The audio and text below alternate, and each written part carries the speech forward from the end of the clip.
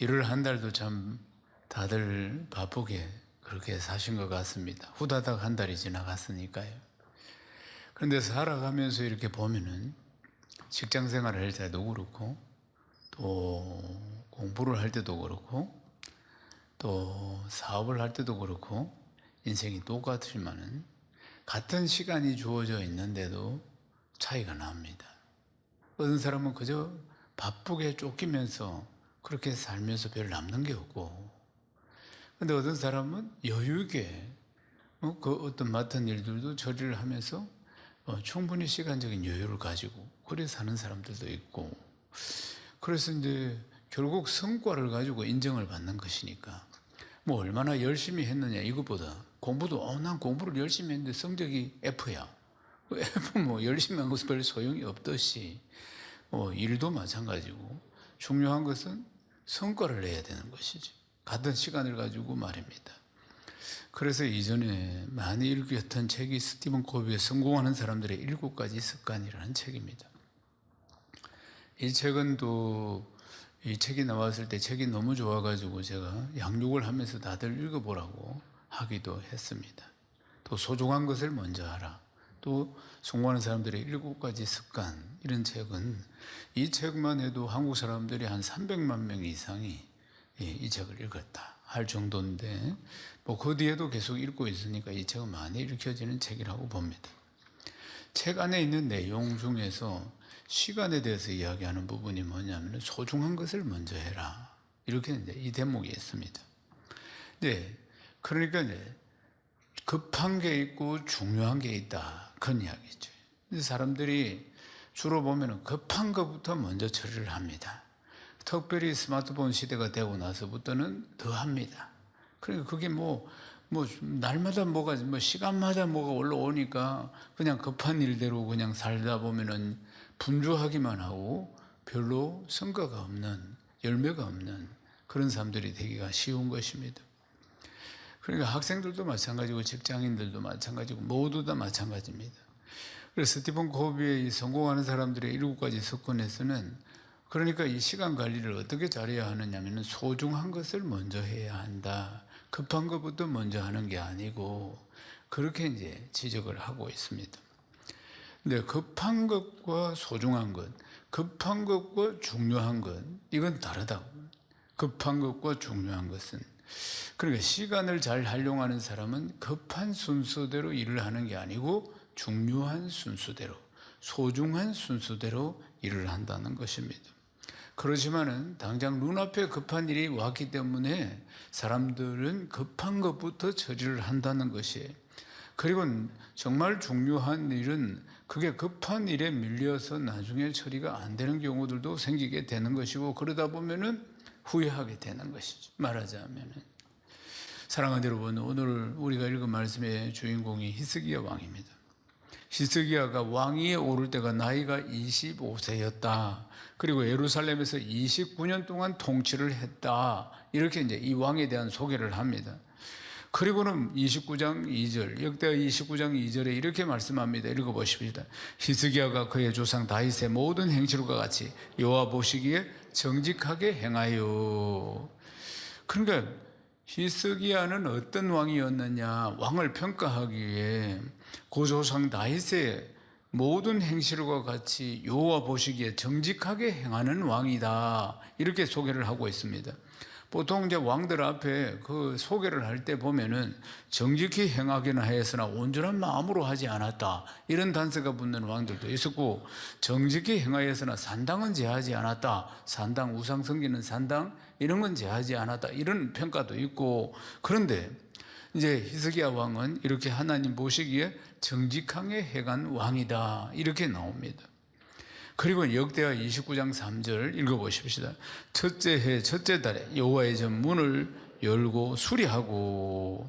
이제 히스기야가 통치를 딱 시작하면서 첫째 해 첫째 달에 한 일이 뭐냐, 여호와의 전의 문들을 열고 수리한 일이었다. 성전의 문을 열고 성전을 수리한 일부터 먼저 했다는 것 아니겠습니까?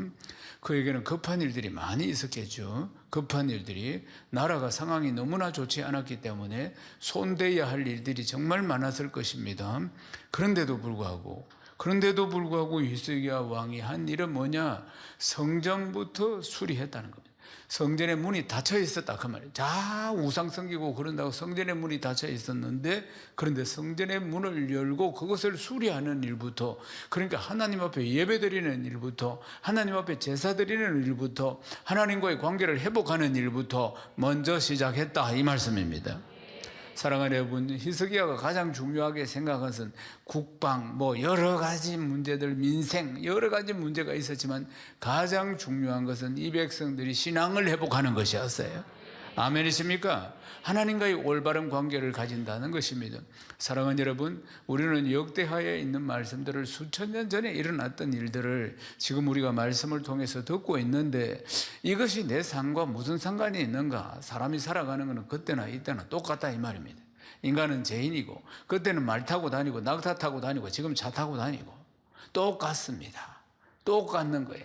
인간의 본성은 여전히 똑같아 그 말입니다. 인간은 죄인이고, 그래서 수많은 사람들의 이야기들이 나오는 이유는 다시는 우리가 반복해서 이 사람들처럼 죄를 지으면 안 된다 이 말입니다. 아멘이십니까? 사람의 삶의 패턴이 그때나 지금이나 똑같다는 이야기 아니겠습니까? 육신의 정욕과 한벽의 정욕과 이 세상의 자랑 쫓아가면서 뻑하면 내가 내 인생의 주인 되어서 그렇게 살아보려고 하는 게 인간의 본성이라 그 말입니다. 인간은 다 죄인이고, 그러니까 그래서 수많은 사람들의 시행착오들이 나옵니다. 아브라함도 시행착오를 얼마나 많이 합니까? 많은 인물들이 다 시행착오를 하며 우여곡절을 겪는, 그걸 일일이 다 기록해 놓은 것은 다시는 이런 우를 범하지 마라, 이런 교훈을 우리에게 주고 말씀을 들으면서 결단하게 하시는 것입니다. 히스기야의 이야기도 역시 마찬가지입니다. 그러니까 가장 우선순위로 우리가 해야 할 일은 지금 내 앞에 있는 급한 불 끄는 게 아니고 신앙을 회복하고 하나님과의 관계를 회복해야 한다는 것입니다. 귀 있는 자는 들을지어다. 아멘이십니까? 사랑하는 여러분, 우리가 쭉 말씀을, 구약에 있는 말씀이나 다 신약에 있는 말씀을 다 보면은 이 백성들이, 이 택한 백성들이 하나님과의 관계가 가까울 때, 그때 하나님이 복을 주시고 은혜를 주시고 사랑을 퍼부어 주시고 이렇게 되죠. 이들이 뻑해가지고 그 다음 또 우상 섬기고 하나님 떠나고 이러면은 이제 이들이 얼마나 고통 속에, 하나님의 진노 속에 들어가는지 모릅니다. 사랑하는 여러분, 내 신앙생활도 한번 돌아보면 마찬가지입니다. 나의 신앙생활도 언제가 정말 하나님의 은혜와 사랑이 내 안에 넘쳤는가? 하나님과의 관계 속에서, 하나님과의 관계 속에서 결국은 내 안에 이 하나님 나라가 어디 있느냐, 여기 있다 저기 있다 하지만 네 안에 있다고 하셨잖아요. 우리는 영적인 존재입니다. 세상 것들로 내 채울 수가 없습니다. 세상 것들로 나의 만족이 없는 것이에요. 하나님과의 관계, 하나님과의 관계가 회복되어야 합니다. 아멘이십니까? 여전히 내가 목마르다고 하면은 하나님과의 관계에 지금 문제가 있다는 것을 기억해야 하는 것입니다. 하나님과 멀어졌을 때 제일 먼저 내게 평안이 사라지는 것입니다. 세상이 줄 수 없는 평강을 우리에게 주신다고 하셨는데 이것은 부귀영화 돈으로 해결되는 게 아닙니다. 하나님이 주셔야만 되는 것입니다. 하나님과 멀어졌을 때 내 마음에 평안이 없습니다. 천금을 가지고 있으면 무슨 소용이 있겠습니까? 내 마음이 천국이 되어야 하는 거 아닙니까? 사랑하는 여러분, 우리가 가야 할 천국이 있고, 그리고 이 세상에서 누리는 천국이 있습니다. 예수 믿어서 가장 큰 축복이 뭡니까? 내 마음 천국을 누리는 것입니다. 그 어디나 하나님 나라 아니겠습니까? 아멘이십니까? 그런데 하나님과의 관계, 내 신앙의 문제에서 하나님과의 관계가 멀어지면은 내 마음의 평강, 내 마음의 천국이 멀어지는 것입니다. 하나님 나라는 먹고 마시는 것이 아니고 성령 안에서 우와 평강과 희락이라. 아멘이십니까? 역대하 29장 6절을 읽겠습니다. 우리 조상들이 범죄하여 우리 하나님 여호와 보시기에 악을 행하여 하나님을 버리고 얼굴을 돌려 여호와의 성소를 덩지고. 아멘. 그러니까 이들의 죄가 뭡니까? 큰 죄가 우상을 섬기는 것입니다. 하나님께 얼굴을 돌리고 하나님께 등을 돌리고 우상을 섬겼다 그 말입니다. 그러니까 왕들이 지금 이야기가 많이 나오고 있습니다. 왕들의 이야기에 보면은 심심치 않게 왕 이름 앞에 붙는 단서가 뭐냐면은 산당은 제하지 않았다, 이 내용이 딱 붙네.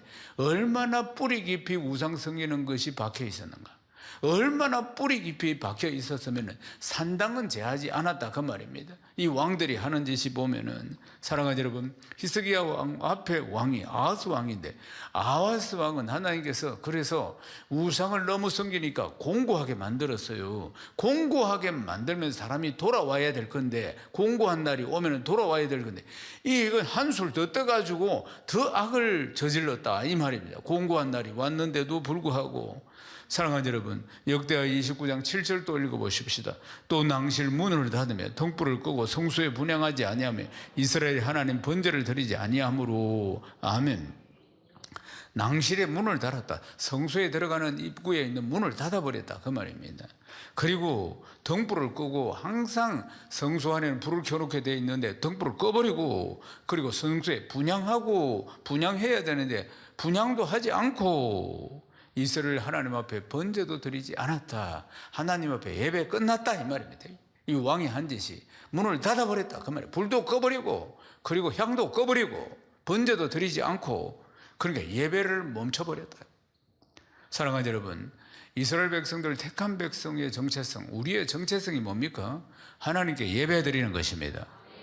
이사야 43장 21절을 읽어보겠습니다. 이 백성은 내가 나를 위하여 지었나니 나를 찬송하게 하려 함이니라. 아멘. 여러분, 우리의 정체성, 나의 정체성을 분명히 알아야 됩니다. 내가 왜 오늘 숨쉬고 이렇게 있을까? 왜 내가 생명을 가지고 지금 내가 이 땅에서 살아가는 이유가 뭐냐? 이 백성은 내가 나를 위하여 지었나니 나를 예배하게 하려 함이라. 사랑하는 여러분, 오늘 마지막 일을 예배에 오게 하신 목적도, 우리를 이렇게 살게 하신 목적도, 우리에게 건강 주신 목적도, 우리에게 이렇게 물질을 주시고 살아갈 수 있도록 해주신 목적도, 우리가 차를 몰고 이렇게 이 주의 전에 나오게 하시는 목적도, 내 평생을 이렇게 살아가게 하시는 이유들도 딱 하나입니다. 하나님이 예배를 받기 위함인 것입니다. 이게 우리의 정체성입니다. 하나님께서 우리를 만드신 목적이, 이스라엘 백성들을 택해서 만드신 목적이 나를 찬송하게 하려 함이니, 나를 예배하게 하려 함이니. 아멘이십니까? 예배를 받기 위해서 우리를 만드셨다 그 말입니다. 예배를 받기 위해서 건강을 주시고 물질을 주시고 오늘 이렇게 가정을 이루고 또 살아가도록 하나님이 하셨다는 거 아니겠습니까? 그런데 성소에 불을 다 꺼버리고 분향도 하지 않고, 그리고 번제도 드리지 않고 문 닫아버렸다 이 말입니다. 예배를 드리는 것이 목적인 이 백성이 하는 짓이, 사랑하는 여러분, 그러니까 낭실의 문을 닫았다, 성소의 문을 닫았다는 거 아니겠습니까? 성소에는 등잔이 있습니다.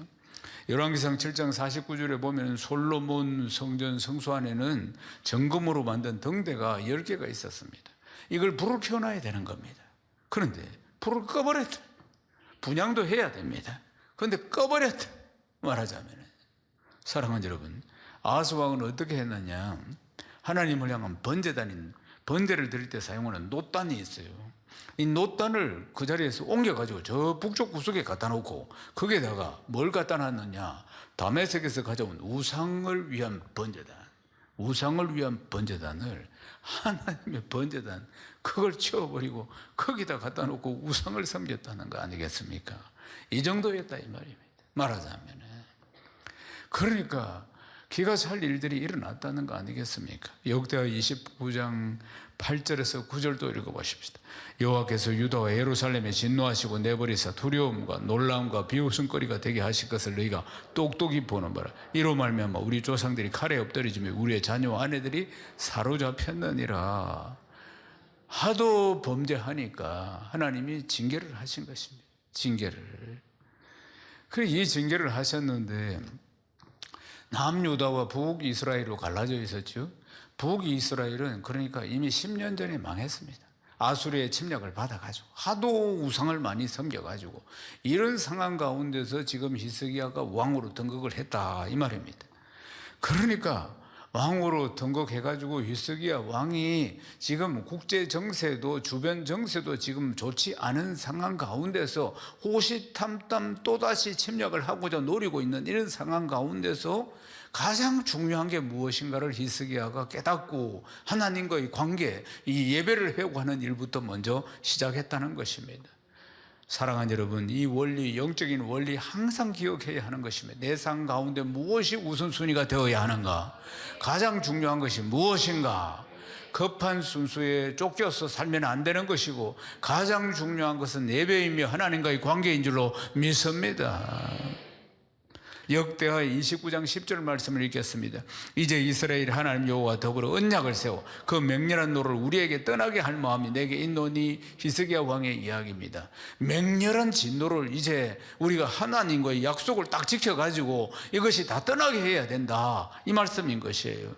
그래서 히스기야가 제사장들을 다 부릅니다. 레위인들을 다 불러가지고 절대로 하나님의 일을 할 때 게으르지 말라, 이렇게 말씀하는 거예요. 역대하 29장 11절을 읽겠습니다. 내 아들들아, 이제는 게으르지 마라. 여호와께서 이미 너희를 택하사 그 앞에 서서 수종대로 그를 섬기며 분양하게 하셨느니라. 게으르지 마라. 주의 일을 지금 하는 데 있어서 게으르지 마라. 제사장들아, 레위인들아, 주의 일을 지금 할 때 우리가 하나님 앞에 예배드리는 준비를 하는데 절대로 주의 일을 하는데 게으르지 마라. 게으르지 말라는 말씀이 무슨 뜻이냐? 적극적으로 실행을 해야 된다. 아멘이십니까? 적극적으로 실행해야 됩니다. 사랑하는 여러분, 신앙생활을 하는데 가장 큰 대적이 뭔지 아시죠? 게으름입니다. 우리가 세상에 나가서 또 다 직장 생활을 하고 또 사업도 하고 학교를 다니고 똑같이 생활을 하면서 또 우리는 하나를 더 해야 되는데 신앙생활을 해야 합니다. 사랑하는 여러분, 신앙생활에도 시간이 필요합니다. 많은 시간들이 필요하지요. 모임에도 가고 배우기도 하고 예배를 드리기도 하고. 그러니까 우리는 세상 사람들은 그 일만 하고 그냥 자기 여가를 즐기거나 쉬거나 하는데 우리는 그 시간에 신앙생활을 해야 한다, 이 말입니다. 그러니까 부지런해야 합니다. 사랑하는 여러분, 고대 교회에 보면은 아우구스티누스라는 교부가 있어서 아주 유명한 분이 있었어요. 이런 이야기를 했어요. 죄는 순수가 바뀐 사랑, 죄는 순수가 바뀐 사랑이다, 이런 이야기를 했습니다. 굉장히 의미 있는 이야기인데 무슨 뜻이냐면은 죄가 우리가 사랑하는 대상의 순서를 바꾸게 만든다, 이 말입니다. 사랑이라는 것이 한편으로 보면 굉장히 선한 것이잖아요. 부모가 자녀를 사랑한다든지 부부가 함께 사랑한다든지 사랑이라는 단어가 굉장히 선하게 보인다, 그 말입니다. 그런데 이 사랑도 우선순위가 있다, 그 말. 우선순위가 바뀌면 죄가 된다는 이야기입니다. 사랑의 우선순위가 바뀌게 되면 이게 우상이 된다는 이야기입니다. 예를 들면은 자녀를 하나님보다 더 사랑한다든지, 물질을 하나님보다 더 사랑한다든지, 일을 하나님보다 더 사랑한다든지, 이런 모든 것들이 마찬가지입니다. 그런데 보면은 자녀를 사랑하는 데 있어서 내가 이 자녀를 사랑하는 게 하나님보다 더 사랑하는 우상인지 아닌지 진단이 잘 안 됩니다. 진단을 어떻게 하면 할 수 있느냐? 내가 하나님보다 자녀를 더 사랑하고 있다는 진단이 어떤 것들을 통해서 될 수 있느냐 하면은, 내 자녀가 내 마음에 들지 않을 때 극도의 분노로 반응하거나 낙심하게 될 때, 이때는 내가 하나님보다 내 자녀를 더 사랑한다는 것을 알아야 합니다. 그래서 이런 반응이 나타나는 것입니다. 내 안에 하나님보다 더 사랑하는 대상이 있다면 이것이 우상 숭배인 것입니다. 그러니까 그러면 내가 정말 우상처럼 숭배하고 있는가? 이게 눈에 보이지 않는 나를 어떻게 진단할 수 있는가? 내가 무엇에 절망하는가? 내가 무엇 때문에 낙심하는가? 이걸 잘 살펴보셔야 됩니다. 나를 절망시키는 것이 무엇인가? 나를 정말 낙심시키는 것이 무엇인가? 사랑하는 여러분, 하나님이 계신데도 내가 이게 위로가 안 된다, 이 말입니다. 그러니까 내가 절망하지. 그러니까 내가 낙심한다, 그 말입니다. 그리고 하나님이 계시는데도 불구하고 내 안에 또 다른 갈망이 있다면 그것이 무엇인가? 말하자면, 사랑하는 여러분, 나는 저것만 있으면 내가 살 것 같아. 내가 정말 저것만 있으면 내 삶에 정말 의미가 있을 것 같아. 내 삶이 가치 있는 삶이 될 것 같아. 난 저것만 꼭 있었으면 좋겠어. 이런 속삭이는 그런 것들, 사랑하는 여러분, 이것이 우상입니다. 내 마음속에 있는 우상입니다. 나도 모르는 우상들인 것입니다. 사랑하는 여러분, 내 삶에 새로운 질서가 필요합니다. 아멘이십니까? 내가 무엇부터 먼저 사랑해야 되는지, 내가 무엇부터 먼저 구해야 되는지, 이 삶의 지혜가, 성령이 주시는 지혜가, 성령이 주시는 깨달음이 우리에게 필요한 줄로 믿습니다. 마태복음 6장 33절을 읽겠습니다. 그런즉 너희는 먼저 그 나라와 그 의를 구하라. 그리하면 이 모든 것을 너희에게 더하시리라. 아멘이십니까? 사랑하는 여러분, 우리가 항상 먼저 그의 나라와 그 의를 구하라고 말씀하지 않습니까? 자녀 때문에, 가족 때문에, 돈 버는 것 때문에, 건강 때문에, 다른 어떤 염려나 걱정이나 근심들 때문에, 어떤 욕망 때문에 아둥바둥 하는 것이 아니라 먼저 그의 나라와 그 의를 구해야 되는 것으로 믿습니다. 그럼 먼저 그의 나라와 그 의를 구하라는 말씀의 뜻이 무엇일까요? 그러면 나에게 필요한 것들, 나의 자녀들, 가족들, 경제적인 것들, 물질적인 부분들, 뭐 건강, 지금 내가 염려하고 있는 것들, 내가 필요한 것들, 이걸 다 포기하라는 것인가? 아닙니다. 그런 것이 아닙니다. 먼저 그의 나라와 그 의를 구하는 것은 하나님의 은혜를 사모해야 한다는 겁니다. 아멘이십니까? 먼저 하나님의 은혜를 사모하고, 그리고 그 은혜를 기대하고 그 은혜를 받아야 된다, 이 말입니다. 어떻게 해야 은혜를 받을 수 있습니까? 먼저 그의 나라와 그 의를 구할 때, 그때 하나님의 은혜가 나에게 임하게 되는 줄로 믿습니다. 그래서 이 은혜를 맛보고 누려야 된다, 이 말씀이지. 사랑하는 여러분, 이스라엘 백성들이 성막을 짓고 이동할 때 영광의 구름이 그들 위에 있었습니다. 사랑하는 여러분, 영광의 구름, 그것이 하나님의 임재였습니다. 우리의 삶의 중심에 하나님의 영광이 충만해야 합니다. 내 삶의 중심에 하나님의 임재가 충만해야 합니다. 아멘이십니까? 하나님은 항상 내 삶의 변두리가 아니라 내 삶의 중심에 있기를 원하십니다. 그 영광으로 충만하기를 원하시는 것입니다. 하나님은 항상 내 인생에 먼저 주인 되시기를 원하십니다. 아멘이십니까? 항상 주인 되시기를 원하시고, 내 삶의 중심에 계시기를 원하시고, 그 영광으로 충만하기를 원하시고, 아멘이십니까?